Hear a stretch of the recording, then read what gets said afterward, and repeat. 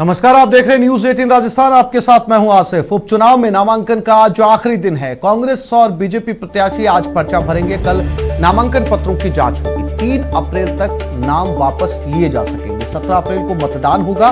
2 मई को मतगणना होगी। प्रदेश के सुजानगढ़, चूरू और राजसमंद विधानसभा क्षेत्र में उपचुनाव होने वाले हैं और 30 मार्च तक नामांकन पत्र भरने का अंतिम दिन है। तीनों विधानसभा क्षेत्रों में 16 उम्मीदवारों की ओर से 17 नामांकन पत्र दाखिल किए जा चुके हैं। आज नामांकन करने का अंतिम दिन होगा। उन्होंने बताया कि सभी भरे हुए नामांकन पत्रों की 31 मार्च को समीक्षा की जाएगी, जबकि 3 अप्रैल तक उम्मीदवार नाम वापस ले सकेंगे। 17 अप्रैल को मतदान होगा, जबकि मतगणना 2 मई को करवाई जाएगी। वहीं तीनों विधानसभा उपचुनाव क्षेत्रों में आज कांग्रेस प्रत्याशी अपना नामांकन पत्र दाखिल करेंगे।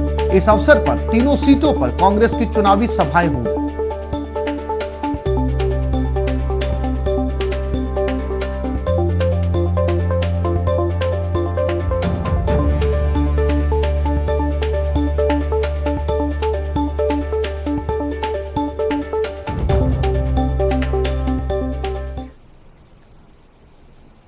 और राजसमंद विधानसभा सीट पर उपचुनाव में बीजेपी के टिकट पर मैदान में दीप्ति माहेश्वरी उतरी हैं। सुबह सुबह पूजा करने पहुंची। इस दौरान उन्होंने न्यूज 18 से खास बातचीत की और कहा कि प्रदेश की जनता मौजूद सरकार से परेशान है और उनकी पहली प्राथमिकता लोगों की सेवा करना है।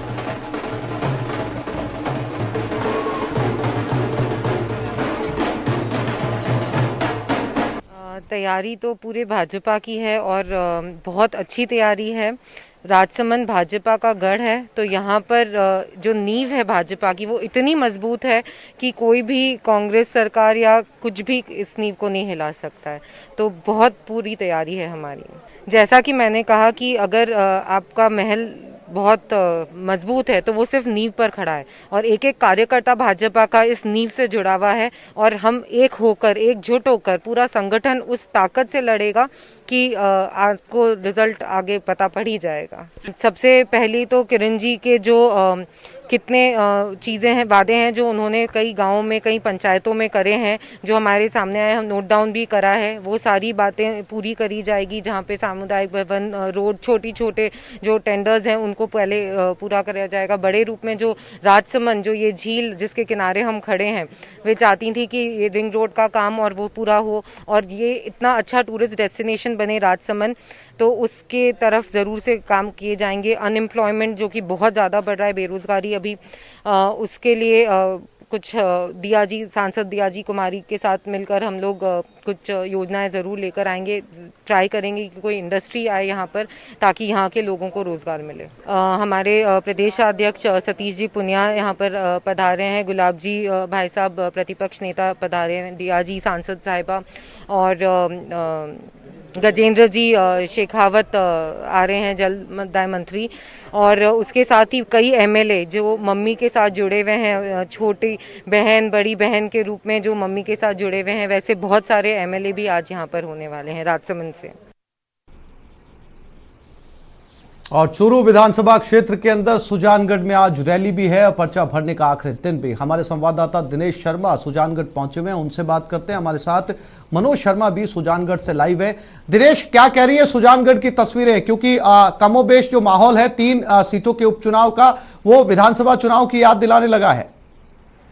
हमारे प्रत्याशी आदरणीय भाई मनोज मेघवाल साहब, बिल्कुल, देखिए यहाँ पर पहली सभा होने वाली है और यहाँ से शंखनाद होगा चुनावी अभियान का। कांग्रेस का आज तीनों जगहों पर सभाएं हैं जहाँ पर उपचुनाव होने वाले हैं और तस्वीरें आप देख सकते हैं। भीड़ यहाँ पर बड़ी संख्या में उमड़ी है। मुख्यमंत्री अशोक गहलोत यहाँ पर संबोधित करने वाले हैं सभा को। इसके साथ ही प्रदेश प्रभारी अजय माकन, पीसीसी चीफ गोविंद सिंह और पूर्व डिप्टी सीएम सचिन पायलट संबोधित करने वाले हैं, तो उन्हें सुनने के लिए बड़ी संख्या में भीड़ यहाँ पर उमड़ी है। मुख्यमंत्री तकरीबन 15 मिनट पहले जो है वो जयपुर से रवाना हो चुके हैं।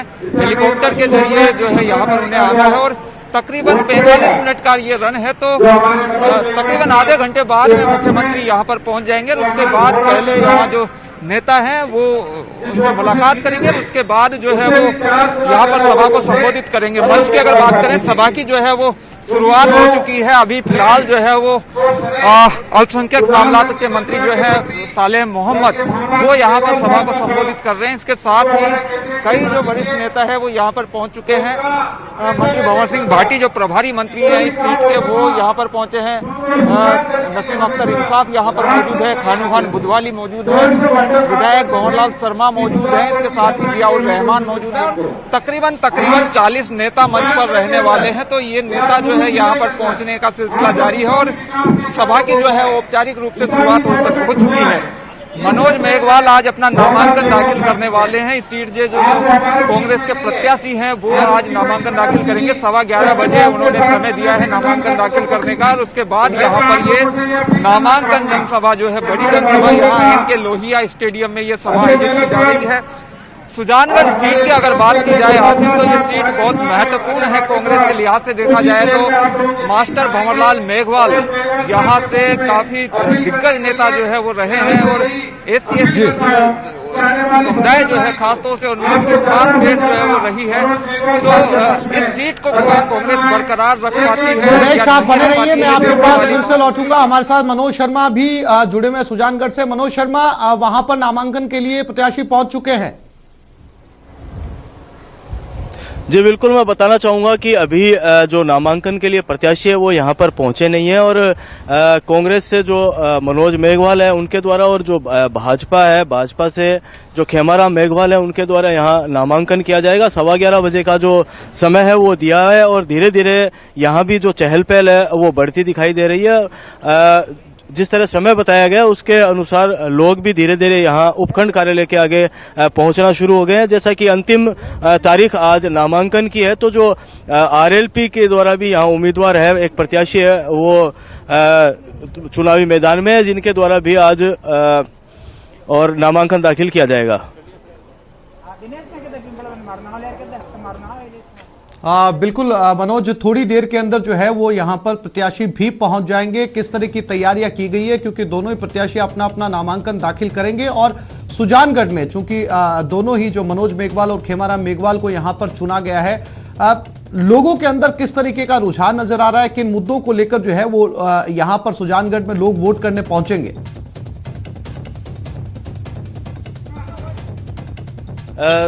खेमाराम मेघवाल जो कि भाजपा से प्रत्याशी हैं, उनकी अगर बात की जाए तो साल 2003 और 2013 दो बार वो सुजानगढ़ से विधायक भी रह चुके हैं और जो वसुंधरा सरकार है उसके अंदर वो पूर्व मंत्री भी रहे हैं। इसके अलावा जो मंत्री सामाजिक न्याय और अधिकारिता मंत्री जो वर्तमान प्रदेश सरकार के अंदर रहे हैं, जिनके निधन के बाद अब उनके जो सुपुत्र हैं, उनके बेटे हैं, उनको ये टिकट यहाँ दिया गया है। तो एक जो सहानुभूति है, उस सहानुभूति का फायदा यहाँ कांग्रेस को मिल सकता है, ऐसा जो अनुमान है वो लगाया जा रहा है और इसीलिए जो टिकट है वो मनोज मेघवाल को दिया गया है। जी मनोज, हमारे साथ दिनेश और मनोज दोनों ही सुजानगढ़ से बने हुए हैं, क्योंकि थोड़ी देर के अंदर सीएम गोविंद सिंह डोटासरा, कांग्रेस प्रदेश प्रभारी अजय माकन पहुंचने वाले हैं और फिर इस रैली को संबोधित किया जाएगा। और दूसरी तरफ नामांकन भरने के लिए भी प्रत्याशी वहां पर पहुंचेंगे। दोनों ही कैंडिडेट्स के लिए बड़ी चुनौती, दोनों पार्टियों के लिए बड़ी चुनौती, क्योंकि जनता पिछले 2 साल के अंदर मौजूदा सरकार का कामकाज देख चुकी है। इस आधार पर भी कितने वोट पड़ेंगे और उनके प्रत्याशी को जनता किस तरीके से लेती है, ये देखना भी अपने आप में महत्वपूर्ण होगा।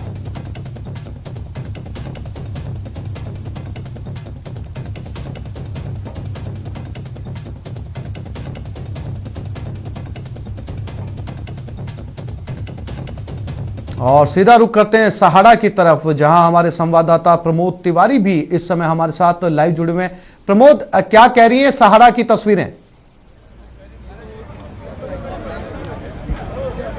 सहाड़ा की तस्वीरें मैं अभी खड़ा हूं, कांग्रेस का जो मेला ग्राउंड है वहां खड़ा हूं। यहाँ मुख्यमंत्री अशोक गहलोत 1 बजे बाद यहाँ मेरे कैमरा सहयोगी आपको दिखाएंगे किस तरह की व्यवस्था की गई है। यहाँ विशेष रूप से फोकस किया गया है गायत्री त्रिवेदी और जो उनके पति दिवंगत विधायक थे कैलाश त्रिवेदी और मुख्यमंत्री अशोक गहलोत पे ज़्यादा फोकस किया गया है। बाकी कांग्रेस के सारे आला नेताओं के पोस्टर लगाए गए हैं। बड़ी संख्या में यहाँ तैयारी की गई है कि आज गायत्री त्रिवेदी 12:05 पर अपना नॉमिनेशन फाइल करेगी। आज 4 लोग नॉमिनेशन फाइल करेंगे। बीजेपी के रतनलाल जाट, जो निर्दलीय हैं, बीजेपी के बागी लादूलाल पीतलिया वो करेंगे, और आरएलपी के बद्रीलाल भी यहाँ नॉमिनेशन फाइल करेंगे। कांग्रेस के जिलाध्यक्ष रामपाल शर्मा मेरे साथ है, उनसे बात करते हैं कि किस तरह की व्यवस्थाएं हैं यहाँ। पहले देवर भाभी में मनमुटाव था, कल खीर बनी है, भाभी ने खीर बनाई, देवर ने खाई है, क्या कहेंगे? नहीं, मनमुटाव की ऐसी कोई बात थी, उन दोनों में कोई मनमुटाव नहीं था। कार्यकर्ता अलग अलग किसी का समर्थक हो सकता है, तो समर्थकों में थोड़ी बात थी तो वो बैठ के बात हो गई है। हमारे यहाँ इस प्रकार का कोई झगड़ा पार्टी में नहीं है, सभी एकजुट है, एकजुटता से हम ये चुनाव लड़ रहे हैं और इस चुनाव को हम जीतेंगे। आज कौन कौन, अशोक गहलोत जी के साथ और कौन कौन आ रहा है? अशोक जी गहलोत आ रहे हैं, अजय जी माखन आ रहे हैं, सचिन जी पायलट साहब आ रहे हैं, डोटासरा साहब आ रहे हैं, अशोक जी चांदना साहब आ रहे हैं, रिजू जी झुंझुनूवाला आ रहे हैं। सभी हमारे नेता और रघु जी शर्मा सब यहाँ कल से आए हुए हैं और सब नेताओं के नेतृत्व में चुनाव हम संपन्न कराने। इस चुनौती को कैसे देखते हैं? भारतीय जनता पार्टी से भी, आरएलपी से जो लड़ रहे हैं, रूपलाल जाट के छोटे भाई हैं, लादूलाल पीतलिया चुनाव लड़ रहे हैं, रतनलाल जाट, चतुष्कोणीय मुकाबला होता नजर आ रहा आज की स्थिति में। तो बाकी कह नहीं सकते कि कौन मैदान में रहेगा कौन नहीं रहेगा। देखो, ये चुनाव है लोकल मुद्दों का, और जहाँ तक आपको याद होना चाहिए कि कैलाश जी त्रिवेदी ने रतनलाल जी जाट को 2 बार लगातार हराए हुए हैं। इसलिए ये बातें तो कहने से बेहतर है कि रतनलाल जी जाट कोई मजबूत कैंडिडेट हो रहा। उनकी पार्टी का झगड़ा तो वो तो पार्टी में अब दिनों दिन झगड़ा बढ़ता जा रहा है। जिस तरह से उनके आपस में खींचतान है वो जगजाहिर है। वसुंधरा गुट और सतीश पूनिया गुट वो जिले में भी काम कर रहा है, और उस गुट में वो अपने अंतरकलह में ही रह जाएंगे, जबकि कैंडिडेट बहुत कमज़ोर दिया उन्होंने। और 2 बार पहले वो लगातार कैलाश जी त्रिवेदी से हार चुके हैं, और तीसरी बार अब वो गायत्री देवी से हैट्रिक बनाने जा रहे हैं। रतनलाल जी के भाई से, बद्रीलाल जी, डॉक्टर बालूराम से कैलाश जी चुनाव भी हारे थे 2013 का। बालूराम जी उस समय नए नए चेहरे आए थे, लोगों को पता नहीं था। उन्होंने देखा ये डॉक्टर है, काफ़ी सेवा करेगा, हमारे को हॉस्पिटल में ले जाएगा, झूठी झूठी बातें कही गई। लेकिन जब वो खुद थोड़े दिनों बाद खुद ही बीमार होकर क्षेत्र में से गायब हो गए, तो कैलाश जी त्रिवेदी की पुनः लोकप्रियता बढ़ी, और आज उस लोकप्रियता का कारण है कि उनकी पत्नी चुनाव लड़ रही है। और कौन से मुद्दे होंगे या इस चुनाव में? चुनाव के मुद्दे ये होंगे कि जब भी कांग्रेस की सरकार आई, कैलाश जी त्रिवेदी हो, सीपी जोशी साहब हो, अशोक जी गहलोत के नेतृत्व में, उससे पहले इस क्षेत्र में कुछ भी नहीं था। जब तक रतनलाल जी जाट मंत्री रहे तब तक, फिर इनके आने के बाद एसडीओ हेडक्वार्टर खुले, तहसील खुले, अमीरगढ़ क्वार्टर खुला, 33 kV के ग्रिड बने, चंबल का पानी यहाँ पहुँच चुका है। या इस इलाके में अपने अमीरगढ़ में हवाई पट्टी की जगह हवाई अड्डा की घोषणा सीपी जोशी साहब द्वारा, कैलाश जी त्रिवेदी द्वारा वहाँ कराई गई, वो आज तक पूर्ण नहीं हुई। यहाँ कल कारखाने खुलने थे, यहाँ मेमो कोच इस जिले में आना था। लोग बेरोजगार हो चुके हैं, यहाँ लोगों को पता है, और यही हमारे सब विकास के मुद्दों पे चुनाव होगा। और मेरा संभवतः अभी जो पहले हमारा एक टेक्सटाइल पार्क यहाँ था, खुला था, वो कैंसिल हो गया था, लेकिन हम उस टेक्सटाइल पार्क को वापस मुख्यमंत्री जी के सहयोग से बिल्कुल प्रमोद दिनेश आप बने रहिए। राजसमंद चलते हैं। इस समय कपिल श्रीमाली हमारे संवाददाता हमारे साथ जुड़े हुए, तीनों सीटों का हाल इस समय आपको बता रहे हैं। यहां पर कुछ ही देर के अंदर मुख्यमंत्री भी पहुंचने वाले हैं, रैली को संबोधित करेंगे, और सभी प्रत्याशी अपना अपना नामांकन भी दाखिल करने पहुंचेंगे। हमारे सहयोगी लगातार इन रैलियों पर नजर रखे हुए हैं। कपिल, राजसमंद के अंदर क्या कुछ कह रहा है आज की विधानसभा का गणित? क्योंकि दोनों जगह पर हमने जहां प्रत्याशियों से बात की, नामांकन करने के लिए पहुंच रहे हैं, दोनों ही तरफ की पार्टी के लोग विकास को बड़ा मुद्दा बता रहे हैं कि विकास के आधार पर ही जो है वो वोटिंग की जाएगी। कपिल, देखिए, अगर हम राजसमंद की बात करेंगे तो राजसमंद सीट बेहद महत्वपूर्ण हो जाती है, क्योंकि ये भाजपा के दबदबे वाली सीट रही है, और 2008 से लगातार यहाँ पर भाजपा की दिवंगत विधायक किरण माहेश्वरी जीत हासिल करती रही है।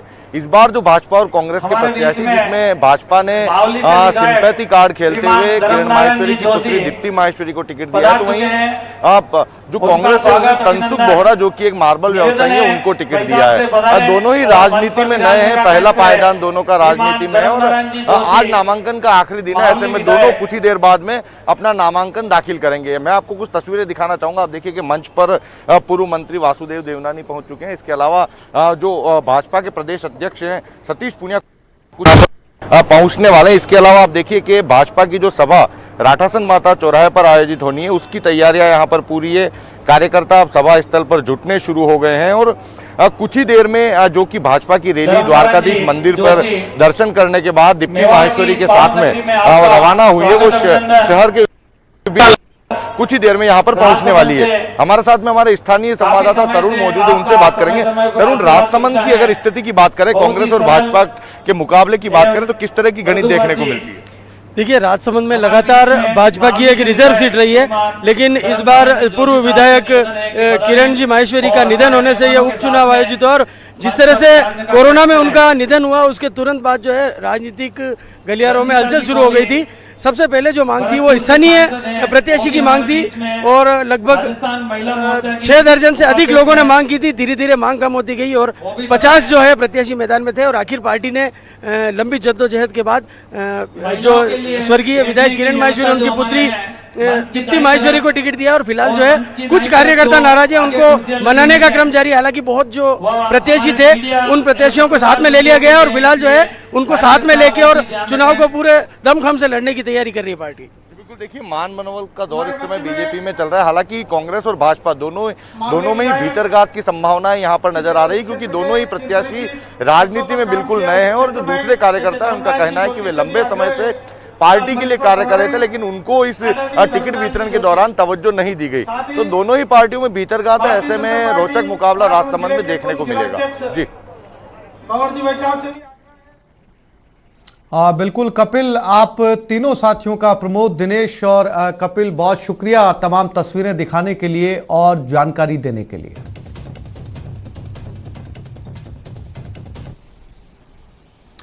आज राजस्थान दिवस है। 1949 में आज ही के दिन 22 रियासतों को मिलाकर राजस्थान बनाया गया। तब से लेकर अब तक इसने लंबा सफर तय किया और आज भी प्रगति के पथ पर अग्रसर है। देखते हैं इस रिपोर्ट में। 30 मार्च यानी राजस्थान दिवस।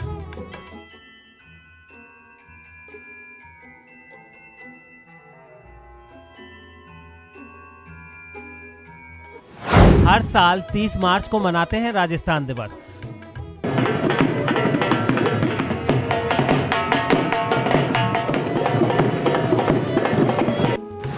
धूमधाम से मनाया जाता है राजस्थान दिवस।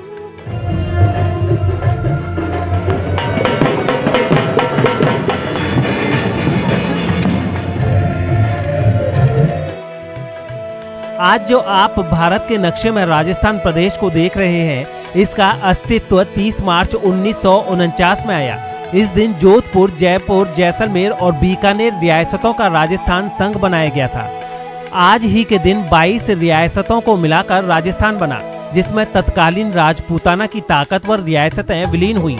राजस्थान शब्द का अर्थ है राजाओं का स्थान, क्योंकि यहाँ राजपूत, गुर्जर, मौर्य और जाट राजाओं ने राज किया था। आज ही के दिन 22 रियासतों को मिलाकर बना राजस्थान। 30 मार्च 1949 को हुआ राजस्थान का गठन। एकीकरण की प्रक्रिया 7 चरणों में 1 नवंबर 1956 को हुई पूरी। 3,42,239 वर्ग किलोमीटर में फैला है रंग रंगीलो मरु प्रदेश। राजस्थान बनाने के लिए 22 रियासतों की एकीकरण की प्रक्रिया 7 चरणों में हुई। एकीकरण में कुल 8 साल 7 माह 14 दिन लगे। एकजुट करने में 3,144 दिन लगे। क्षेत्रफल के लिहाज से राजस्थान देश का सबसे बड़ा राज्य है। हीरालाल शास्त्री राजस्थान के पहले मुख्यमंत्री थे। राजस्थान में मौजूद चित्तौड़गढ़, कुंभलगढ़, रणथंभौर, गंगरांव, आमेर और जैसलमेर का किला यूनेस्को वर्ल्ड हेरिटेज साइट घोषित किया जा चुका है। राजस्थान की आबादी में तेजी से इजाफा हुआ है। 1951 में इसकी आबादी 1.59 करोड़ थी। वहीं अभी इसकी आबादी 6.89 करोड़ है। एक नजर सभी 7 चरणों में डालते हैं जब इस वीर प्रदेश को गठन करने में लगी। पहला चरण 18 मार्च 1948 अलवर, भरतपुर, धौलपुर, करौली रियासतों का विलय होकर मत्स्य संघ बना। धौलपुर के तत्कालीन महाराजा उदय सिंह राज प्रमुख और अलवर राजधानी बनी। दूसरा चरण 25 मार्च 1948 कोटा, बूंदी, झालावाड़, टोंक, डूंगरपुर, बांसवाड़ा, प्रतापगढ़, किशनगढ़ और शाहपुरा का विलय होकर राजस्थान संघ बना। तीसरा चरण 18 अप्रैल 1948, उदयपुर रियासत का विलय। नाम संयुक्त राजस्थान संघ रखा गया। उदयपुर के तत्कालीन महाराणा भूपाल सिंह राज प्रमुख बने। चौथा चरण 30 मार्च 1949, जोधपुर, जयपुर, जैसलमेर और बीकानेर रियासतों का विलय होकर बृहत्तर राजस्थान संघ बना था। यही राजस्थान की स्थापना का दिन माना जाता है। पांचवा चरण 15 अप्रैल 1949 को मत्स्य संघ का बृहत्तर राजस्थान संघ में विलय हो गया।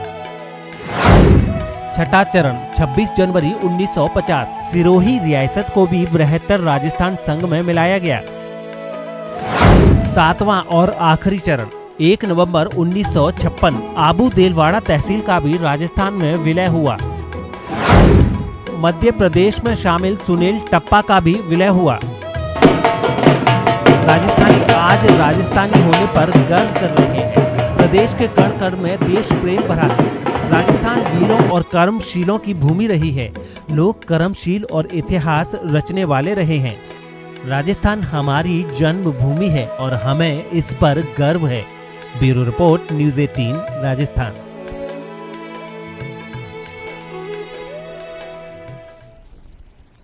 और जयपुर से इस वक्त की बड़ी खबर, 13 आरोपियों पर बड़ा फैसला आने वाला है। आतंकवादी गतिविधियों में लिप्त होने का आरोप है। 2014 में ये लोग गिरफ्तार हुए थे। एसओजी एटीएस ने इनको गिरफ्तार किया था। जयपुर सीकर से गिरफ्तारी हुई थी। सभी 13 आरोपी इंजीनियरिंग के स्टूडेंट हैं। डीजे 1 अदालत आज इस मामले में फैसला सुनाएगी। डीजे उमाशंकर व्यास फैसला सुनाएंगे। दिल्ली में पकड़े गए आतंकियों की निशानदेही पर यह कार्रवाई हुई थी। अभियोजन ने मामले में 178 गवाह और 506 दस्तावेजी साक्ष्य पेश किए हैं। लोक अभियोजक लियाकत खान ने यह पैरवी की है। तो इस वक्त बड़ा फैसला, सभी 13 आरोपी स्टूडेंट हैं। इस खबर पर ज्यादा जानकारी के लिए बात कर सकते हैं हमारे संवाददाता सौरभ गस्ती के साथ। सौरभ, बड़ा फैसला माना जाएगा क्योंकि इसमें अदालत को जो है काफी सबूत और दस्तावेज भी दिए गए और जो 13 आरोपियों पर फैसला आना है सभी के सभी स्टूडेंट हैं। जी बिल्कुल, सभी जो है वो इंजीनियरिंग के स्टूडेंट्स हैं और साल 2014 में इन्हें गिरफ्तार किया गया था और इनके पास से भारी मात्रा में एक्सप्लोसिव जो है वो एटीएस एसओजी ने बरामद किए थे। पिछले 2.5 महीने से लगातार सुनवाई हो रही थी और आज फैसले का दिन है। लगभग 1 घंटे में जो है वो फैसला आने की संभावना है। बताया जा रहा है कि कुछ ही देर में, क्योंकि तमाम आरोपियों को कोर्ट में लाया गया है और कुछ ही देर में कोर्ट में पेश किया जाएगा और उसके बाद सजा पर जो है वो फैसला आना है। तो बड़ा फैसला है कई लिहाज से, क्योंकि दिल्ली में आतंकवादियों को जब पकड़ा गया था तब उनसे जो है सूचना मिली थी कि राजस्थान में भी इस प्रकार का मॉड्यूल जो है वो सक्रिय है। जिसके बाद एटीएस एसओजी ने जयपुर और सीकर में कई जगहों पर छापेमारी करके इन तमाम आरोपियों को जो है वो गिरफ्तार किया था और उसके बाद से जो लोक अभियोजक हैं लियाकत खान, वो लगातार इस मामले की पैरवी कर रहे थे और 178 गवाह जो है वो पेश किए गए, जबकि 506 दस्तावेज जो है वो कोर्ट में पेश किए गए। तो अब से कुछ देर बाद जो है वो बड़ा फैसला जो है वो आने वाला है। जी आसिफ। सौरभ, 13 के 13 आरोपी जो इस समय कोर्ट में जिनमें फैसला आने वाला है, सभी राजस्थान के मूल निवासी हैं, दूसरी स्टेट से आकर यहां पर पढ़ाई कर रहे थे, या सभी के सभी यहीं के जयपुर के रहने वाले या जयपुर से बाहर के? देखिए, ज्यादातर जो आरोपी हैं वो राजस्थान के ही हैं, जिनमें एक जो शख्स है मोहम्मद अम्मार यासर, वो जो है वो बिहार का है। इसके अलावा बाकी तमाम जो आरोपी हैं सीकर, पाली, जोधपुर, जयपुर, इन जगहों के रहने वाले हैं। और ऐसी भी जानकारी है कि जो प्रताप नगर जयपुर का, वहाँ पर जो है वो ये जो आरोपी है वो रहते थे और वहाँ से भी जो है वो एक्सप्लोसिव बरामद किया था। इनके पास से कई तरह की सामग्री जो है वो एटीएस एसओजी को मिली थी। तो बस अब कुछ देर और बची है जब इस पूरे मामले में जो है वो फैसला आने वाला है। लेकिन ये बहुत बड़ा फैसला इस लिहाज से माना जाएगा क्योंकि जिस प्रकार की धाराएं इन पर लगी है तो उसमें कम से कम 10 साल और ज्यादा से ज्यादा उम्र कैद की सजा जो है वो होती है। तो अब जब जो जज साहब बैठेंगे और उसके बाद जो है वो फैसला जो है वो सुनाया जाएगा। अब देखना होगा कि कितने आरोपियों पर किस प्रकार का फैसला आता है, ये देखने वाली बात होगी। जी बिल्कुल सौरभ, तमाम जानकारी के लिए आपका धन्यवाद। 3/2014 को दिल्ली में स्पेशल सेल टीम को पाकिस्तानी आतंकवादियों को कुछ को अरेस्ट किया था। उनको अरेस्ट करने के बाद उन्होंने इन्फॉर्मेशन दी थी कि राजस्थान के अंदर भी कुछ लोग इसी तरह की टेररिस्ट एक्टिविटी में कार्यरत हैं।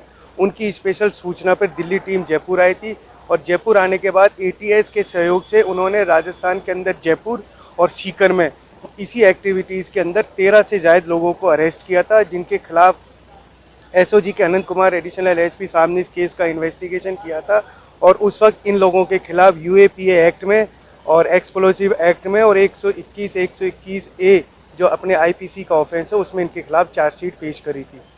इसमें लगभग 7 साल के दौरान प्रोसिक्यूशन की ओर से और मेरी ज्वाइनिंग के बाद लगभग इसमें हमने 177 विटनेस के एग्जामिन करवाए हैं और उसके अलावा हमने 506 ज़्यादा डॉक्यूमेंट्स एग्जिबिट कराए हैं और आर्टिकल एग्जिबिट कराए हैं। इस पूरे केस में चार्जशीट पेश होने के बाद जो हमें ATS की तरफ से जो विशेष टीम दी उसमें हमारे चौपाल जी गुजर साहब हैं, जो ये अपने कांस्टेबल हैं, इन्होंने और हमारे CI साहब ने और हमारे स्टाफ वगैरह ने मिलकर हमने इसमें पूरी मेहनत करके आज इस केस में जजमेंट आ रहा है।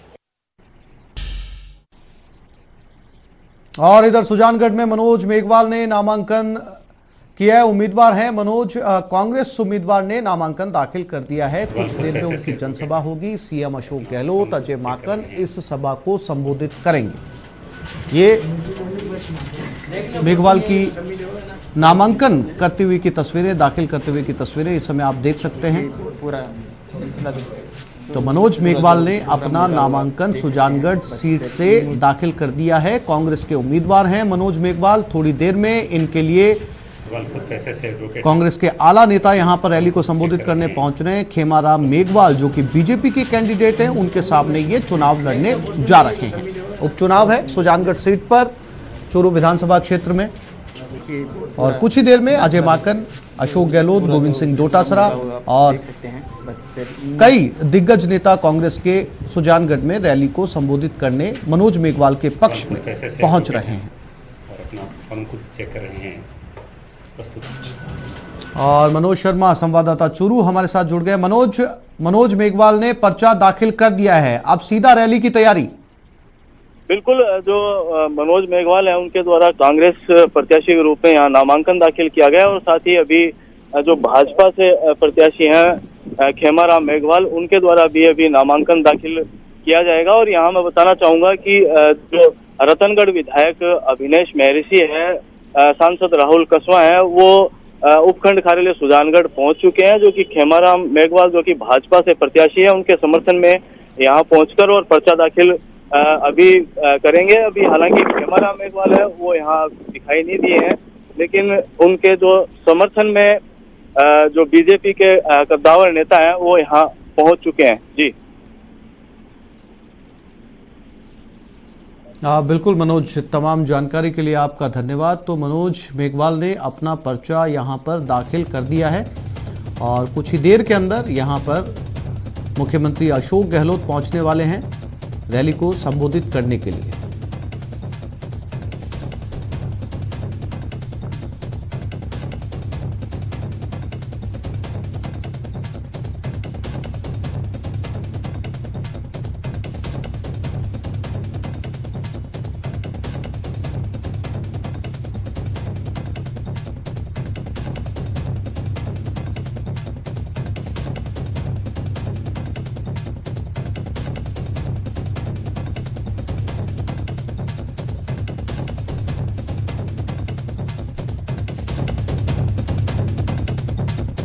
तस्वीरें सीधी सुजानगढ़ से।